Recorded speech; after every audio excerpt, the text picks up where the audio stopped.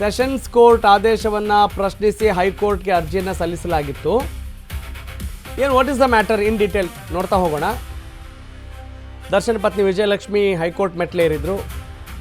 ರೇಣುಕಾಸ್ವಾಮಿ ಕೊಲೆ ಪ್ರಕರಣವನ್ನು ಗಮನದಲ್ಲಿ ಇಟ್ಕೊಳ್ಬೋದು. ಅಂದರೆ ಅದೇ ಕೊಲೆಯನ್ನು ಹೋಲುವಂಥ ಕಥೆ ಇದು.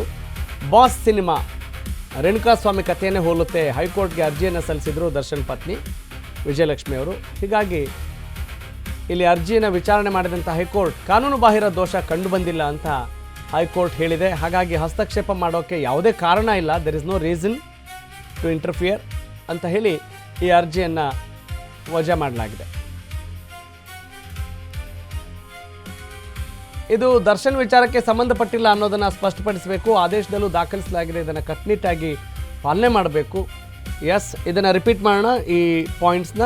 ಬಾಸ್ ಚಿತ್ರವನ್ನು ನಿರ್ಮಿಸಿದ ಸಿರಿ ಪ್ರೊಡಕ್ಷನ್ಸ್ಗೆ ಹೈಕೋರ್ಟ್ ಕಠಿಣ ಎಚ್ಚರಿಕೆಯನ್ನು ಕೊಟ್ಟಿದೆ. ರೇಣುಕಾಸ್ವಾಮಿ ಕೊಲೆ ಕೇಸ್ ಹೋಲುವಂತಿದೆ ಅಂತ ದರ್ಶನ್ ಪತ್ನಿಯವರು ಆಕ್ಷೇಪಣೆ ವ್ಯಕ್ತಪಡಿಸಿದರು.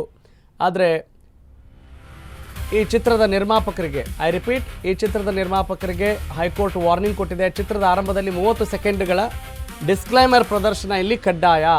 ಇದು ದರ್ಶನ್ ವಿಚಾರಕ್ಕೆ ಸಂಬಂಧಪಟ್ಟಿಲ್ಲ ಅನ್ನೋದನ್ನು ಸ್ಪಷ್ಟಪಡಿಸಬೇಕು ಮತ್ತು ಆದೇಶದಲ್ಲೂ ದಾಖಲಿಸಲಾಗಿದೆ, ಇದನ್ನು ಕಟ್ಟುನಿಟ್ಟಾಗಿ ಪಾಲನೆ ಮಾಡಬೇಕು ಅಂತ ಹೇಳಿ.